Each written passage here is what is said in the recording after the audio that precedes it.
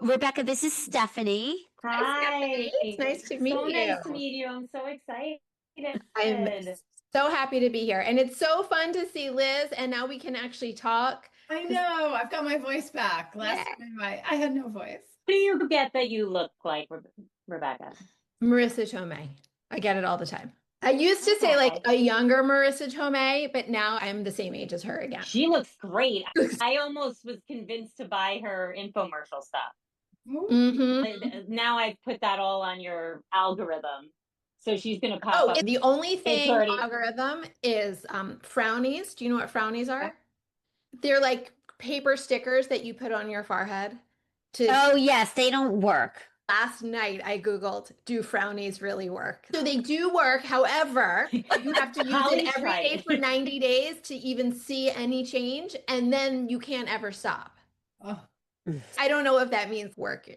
I get the one not over the eyes, but under the eyes. Like the gel patch thing. Yeah. I was once on a plane. I think I was going to Vegas, and half the people on the plane had those patches on their eyes. And I was like, what are you preparing for? Like, what do you think is going to happen to you in Vegas that you need your eyes to look that good? I was just going with my girlfriends. I was maybe not thinking that something so exciting was going to happen in Vegas. A one-on-one with Barry Manilow, right?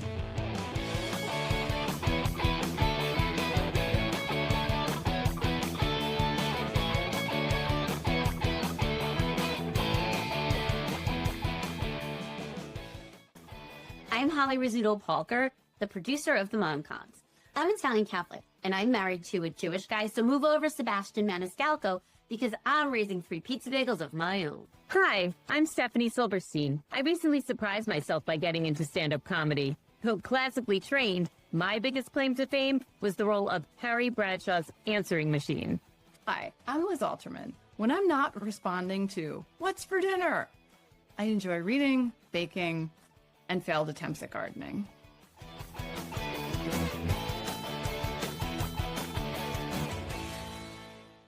We are so excited to have you here today with us. I'm so happy to be here. Do you want to go by Rebecca or Becca?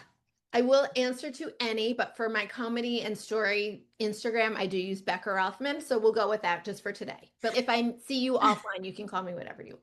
Okay, that's confusing, and I won't remember because I have menopause brain, but I will call you Becca. Our next guest is a mom, comedian, and storyteller whose recent solo show, Gifted, premiered at Aris Bar's Neurotica Festival in New York in 2025. What is Neurotica? It's the Aris Bar's festival. That's what it is. Neurotic people? Yes. Learn something new every day. Okay. She recently toured her stand-up show around the country. Becca Rothman also does work with the Moth and hosts her own monthly storytelling show.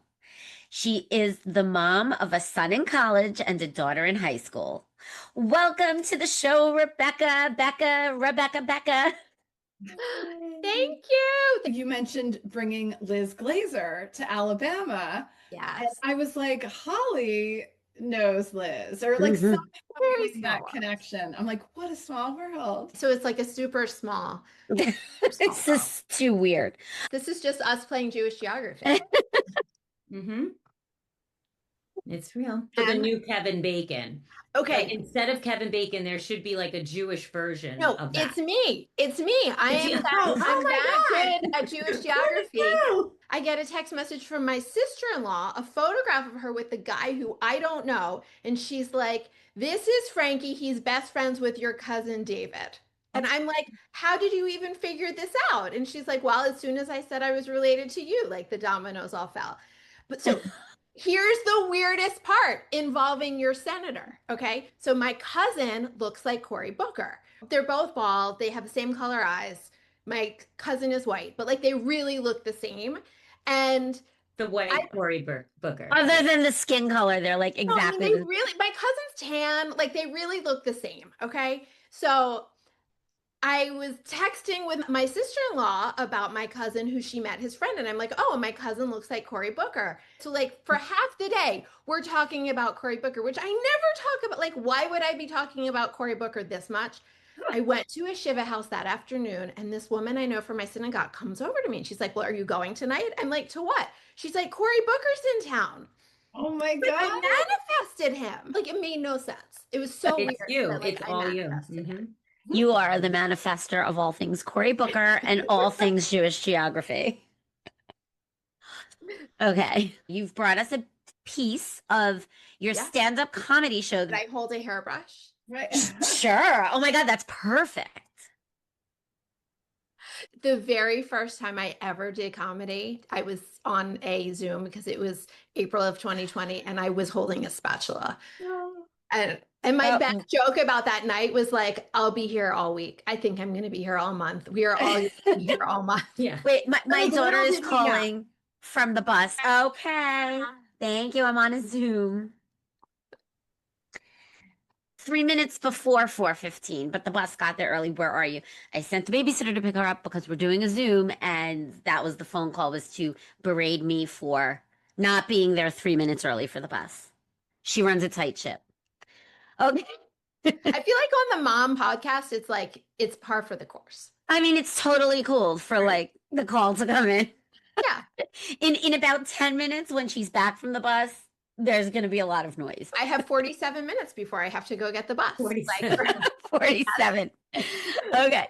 So I will not interrupt you again. Let's take it away. Take it away, Becca. I'm not going to use the spatula. So I'm Becca. I'm Becca Rothman. I'm a moderately anxious Jewish mother.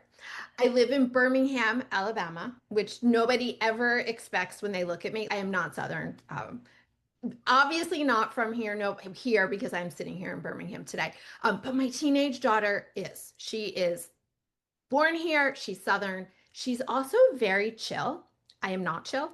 The other night, I go into her bedroom / shrine to Taylor Swift. And before I can say a word, she says, Mom, even when you're not talking, your energy is too loud. Okay. She's not wrong. No, she's not. She's definitely not wrong, So, Becca. I have loud energy, but I like loud energy. I am married to a New Yorker on purpose, and I'm from Baltimore.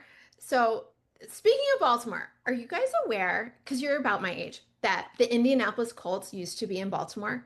So I was 8 when the Colts left Baltimore, and the new team, the Ravens, who have now been there for like 30 years, the Ravens arrived when I was in college. So I missed those important formative years known as learning to watch football. This will matter in a second. So people always ask me, how did we end up in the Deep South? Well, young people love adventure. When my friend Elizabeth was 24, she joined the Peace Corps and moved to Turkmenistan. When I was 24, I married a history professor and I moved to Tuscaloosa, Alabama. No, I had not heard of it either. Actually, anyone who watches college football has heard of Tuscaloosa. So this was my big adventure. I thought we were going to be in pigskin Mecca for a very short time. I was never going to need to understand who is the starting quarterback, what is a tight end, where will I send my children to Hebrew school? Why do I still live here after 25 years? It's actually 26 years this summer. So I know that is like a biblical amount of time. And I do now live by that famous Bible verse, thou shalt not schedule a bar mitzvah on game day. I mean, of course not. So when we first moved to Alabama, everybody always told me, all you need to know is Roll Tide. Do you guys know what this is? So I soon found out it is a sporty cheer. It is also Alabama's Aloha. I'm going to demonstrate for you how it works. So I could just say, Roll Tide. That means hi. Or if I'm leaving a room, I would literally say, Roll Tide, y'all. It's like the basics, right? But then I could also say, Roll Tide, which would mean I like your outfit. And I have legitimately used it like that. I have seen Roll Tide. That meant I'm sorry for your loss. I have been at a funeral where the entire room said it together in support for the family. You could obviously also use it after the Georgia game. That is a little touchier here. I don't always recommend it because you never know how people are going to respond. But after all of these years here, I have finally learned the most appropriate time to say Roll Tide, which is obviously after sex. Thank you. That is also my husband's favorite joke because it is not a joke. Um, Roll Tide. Thank you guys so much. That was a live performance of my material. Yay! I want to hear you do roll tide during sex. Go. Roll Tide. I mean, literally, it's now par for the course. It has become, it's like a meta joke now. It's your When Harry Met Sally. When my husband and I text, we often are in different places, so we will text throughout the day. And when we do, we always end every text with Roll Tide. Or whenever anything good happens, the response is Roll Tide. So it has multiple levels of meaning in my own household. It's fascinating. Fascinating. I love language. Oh, here they are. Do we all hear it? Let's all pause and listen to my daughter coming in from school. Dogs. I'm on a Zoom. I'm recording a podcast. Please be quiet. Okay. Did you ever think you'd be raising kids far from home? I'm married to a New Yorker, but I didn't grow up in New York myself, although a lot of my family is in New York. Oh, you were Baltimore, right? Right. I was always very adaptable. So, like, I went to college in Philadelphia. I immediately felt like Philadelphia was my home. I went to grad school in Virginia. I met my husband when we were in grad school in Virginia. We were moving progressively southward, and Virginia is definitely more southern than Baltimore or Philly. And then I find myself in Tuscaloosa. I was 24 years old. I'd been married for 6 weeks. I thought we were maybe going to be there for 3 to 5 years. It did not occur to me that this is where we were going to be for the bulk of our adult lives. I've now lived in Alabama for longer than I've not lived in Alabama. When I moved to Tuscaloosa, first of all, there are not that many Jews. Now there are more. And actually now, I'm sure you know this, that Jewish kids from all over the country go to UA. But when I first moved to town, everybody was like, oh, I know a Jewish person, you need to meet them. I connected very quickly with any Jewish person in town. And then very soon, I became the person who, whenever a new Jewish person would move to town, I would meet them. So we started having Shabbat dinners every single week, whether the guests were Jewish or not Jewish. We would sometimes say our friends were Jewish adjacent. And we got a lot of wonderful friends out of this experience. I have 2 friends who are at Presbyterian congregations. One is at a Methodist one. And she asked me if I would come speak to one of her Sunday school classes. And I said, yeah, they can ask me whatever questions they want. I sat there talking for 3 hours. I will literally start talking and not stop. I want to talk about your one-woman show. The show is a 30-minute storytelling show that has humorous parts throughout.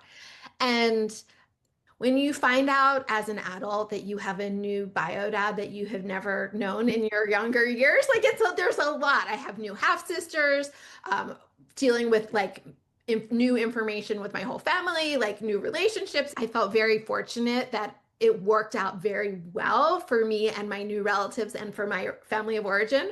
But it could have been very fraught, and it took me a while to process it. First line in the show is, did anybody else grow up with a mother whose biggest worry was that you might accidentally have a baby with a long-lost biological half-brother?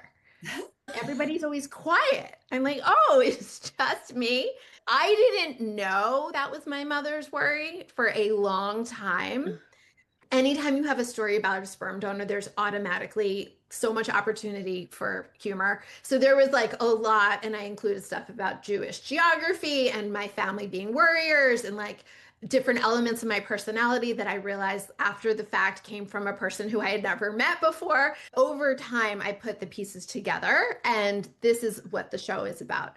So there's like lots of funny things that I was super excited to talk about. The clues that pointed to this mystery, one of the clues was that my mom was insistent that I do genetic testing before I get pregnant. And Jewish moms are often insistent about this because of the fear of Tay-Sachs, which is an awful genetic disease. People with Tay-Sachs don't even live beyond birth. It's awful. It was weird to me that this was a thing that my mom was so worried about. And later it occurred to me, much later, that of course she was worried because she didn't know half of my health history. One of the other things that I noticed much later after the fact, that my mother was really, really interested in where did my father-in-law go to medical school. And when she found out he went to medical school in Buffalo and not Johns Hopkins, where we lived in Baltimore, she was so relieved because it meant that she could cross off the list of her worries, perhaps also could be a half sibling to my Yes. That's And it. It's called Gifted, and I wrote it a year ago. It took about 4 months to write, and then I was invited to participate in this festival in New York called the Neurotica Festival. It was really fun to be a part of this inaugural festival produced by Arise Barr. Arise is a fabulous actor. She's a great director. I loved working with her. And then I did the show in Alabama twice, and then I did it in LA, and then this past spring, I did it again in Alabama, and then I took it to Atlanta and Chicago.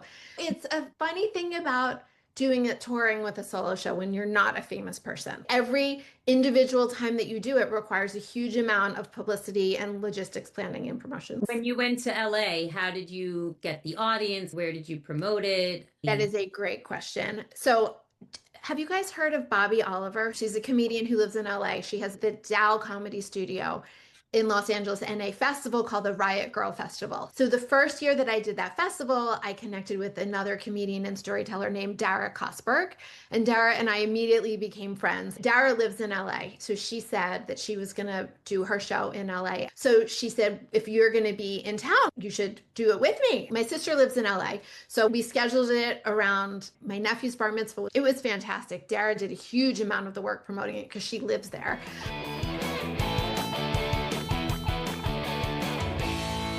Can I ask Becca a mom question real quick? Your kids, how proud are they of you that you put this one-woman show together and you're pursuing a dream? Tons of people have this dream, but they don't follow through. But you are out there coast to coast. What a great role model. I mean, I'm impressed. My own kids are like, this seems like a nice midlife hobby for you. Probably cheaper than a facelift. My daughter's like, you're still doing this? Wait, I thought that was a one-time thing. My kid is like, please don't do it at my school again. It was so good. My son, we spent the day with him and we had lunch and I got to meet a bunch of his friends. And over lunch with his friends, they said, like, why are you here today? And I was like, oh, well, I'm performing tonight. And all 5 of them went, what? And they looked at Ben. They were like, you never told us. And he was like, yeah, my mom is performing. And they were like, can we go? And 7 of these boys came, and it was an all ages show, so they could come. And I couldn't, I was actually really surprised that they came. Like, I wasn't surprised that the friends came. I was surprised that he allowed it to happen. And then my daughter, when we watched the Irma show online and Holly performed, my daughter saw these other women who are grown-ups doing comedy, and we were sitting there at my kitchen table watching, and she said, Mom, there are other people like you who do this. I feel like they're secretly proud and they secretly like when they come into your jokes. They don't want to be embarrassed by the joke you do, and they don't want you to say their name, but they're kind of like proud when you talk about them.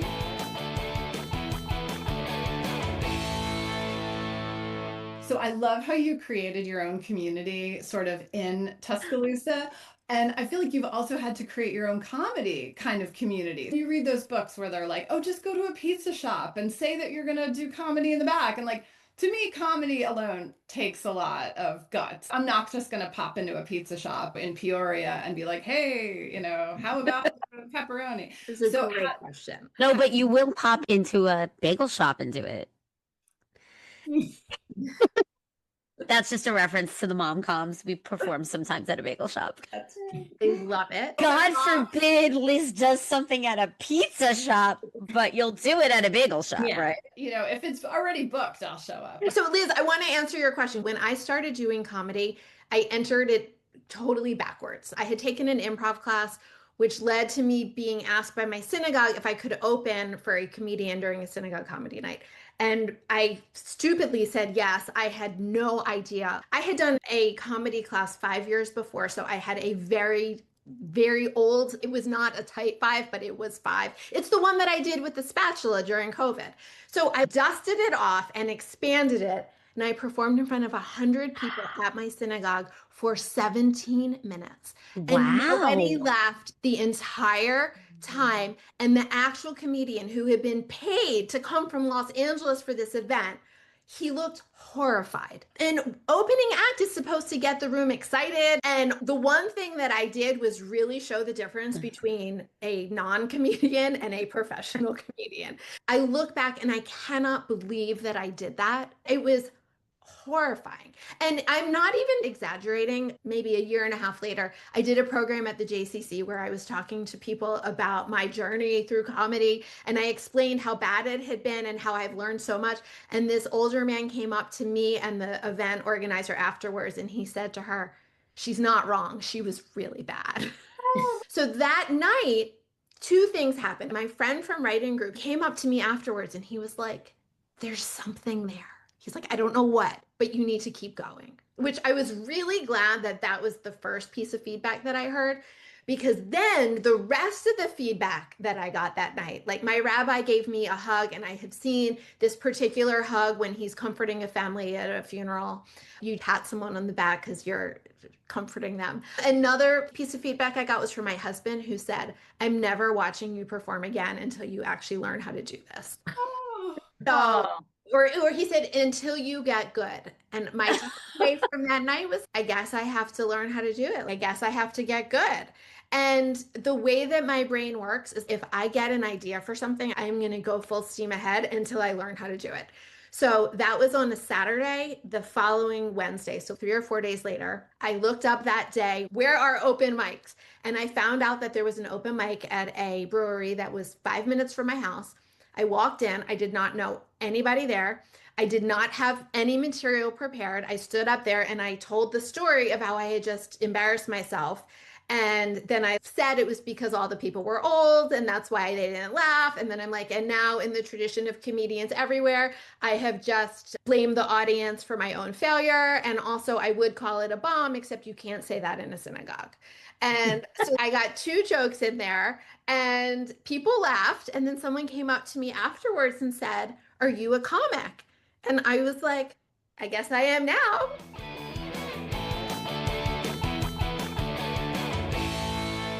How did you go from, let's say, like learning that tight five to a 30-minute one-woman show? Back to Holly's menopause brain. I am lucky to hold maybe like 12 minutes. Oh, yeah. I think I could recite it from memory right now without looking at my notes.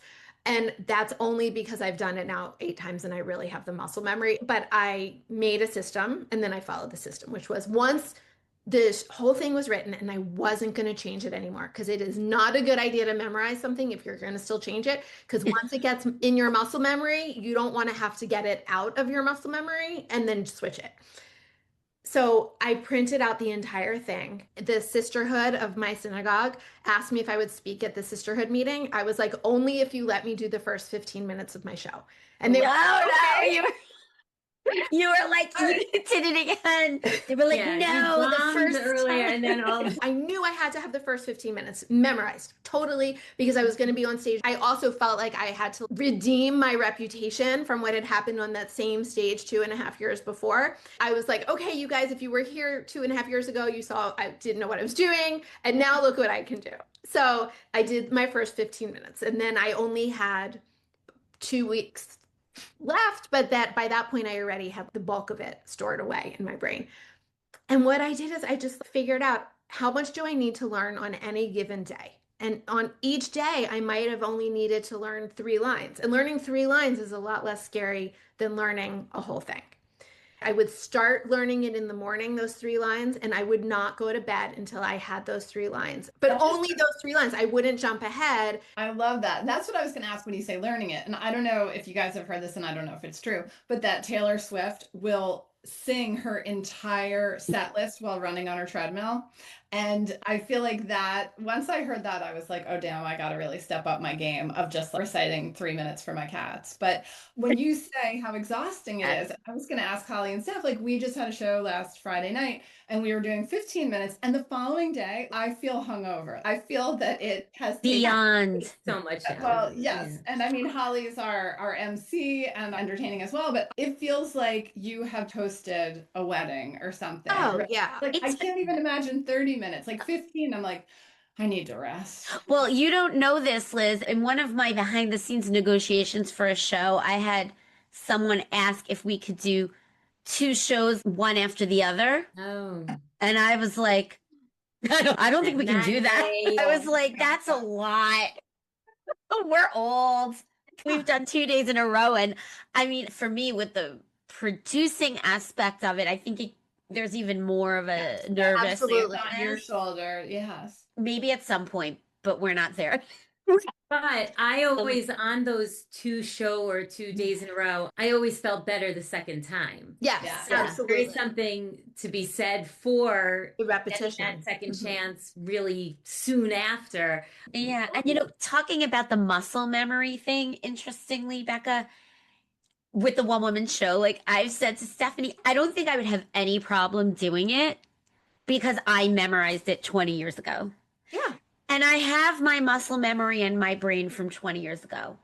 If I were to write a new one woman show tomorrow, I would be petrified. Maybe Stephanie could put more voice to this because it's not really memorizing. It is, but it's more knowing what you're saying and having this comes from like the acting background, but having your intentions clear. Whenever I coach students or do audition prep, I always say, remember to speak out loud. And I don't even take my own advice. I listen to a recording of the text, or I'll read it to myself, or I'll mouth it, but speaking out loud and putting your voice into that Absolutely. vacuum of the room is part of that muscle memory creation. If I'm home by myself, what I'll do is I'll set up my tripod and my phone and I'll record myself doing it, because once I hit record, then I'll do it and I won't stop. Whereas if I'm not recording it, I'll be like, oh, but I need to go get more coffee, or like, I just need to check this one text. But once that record is holding me accountable, then I will not only say it out loud, but also go to the end. But the week before the show, I was in New York for the whole week. And sometimes when you're out and about in the city, you have time to rehearse, but you don't have privacy. If I was on the subway for 30 minutes, I got out a notebook and I would handwrite the entire script of the show from memory. And that was just another way to reinforce that I knew every word. By the time I did it in Chicago, which was the 8th time, I was able to really think so much more about the performance elements of it. And I wasn't worried at all about the lines. Some people learn visually and breaking it down and what are you doing in each section, or color coding. In the city especially, you could just be talking to yourself. You could put in an earpiece and just pretend you're on the phone. No one's going to give you a strange look.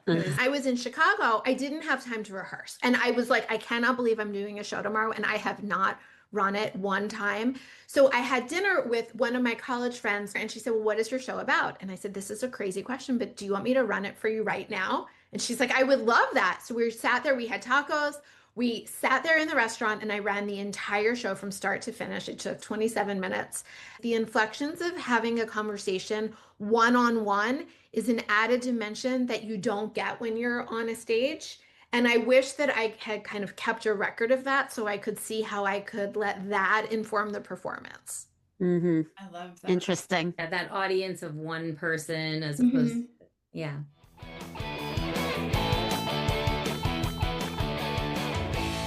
You totally should live in New Jersey. I feel that way also. I have my best friend from high school lives in Maplewood. My college roommate lives in Short Hills. And my in-laws just moved to New Providence. Oh, that's right next to me. These are signs. Yep. Yes. These are signs. I'm being beckoned. You're being Becca-ined. Yeah. This has been the most lovely conversation, Becca. This is so fun. You are one of us. You're so Such a great time with you guys. I can't wait to hang out with all of you when I come to New Jersey in the summer. Yay! Woohoo! We're gonna have like 18 places to stay. So. Yeah. You can like stand all over. Be careful what you offer. I might move in and never leave. So. And never go back to your kids, and we're all for that. This was super fun. Thank you guys so much. Thank you, Becca. Thank you. Have a great day. Bye. Bye. Thank you for listening to the Mom Comes Stand Up and Stories. We hope that you were able to laugh free of interruptions from your kids. Don't forget to subscribe to our newsletter on Substack. The link is listed in the show notes. Oh, and check out our website, themomcoms.com. See if we're performing in your area.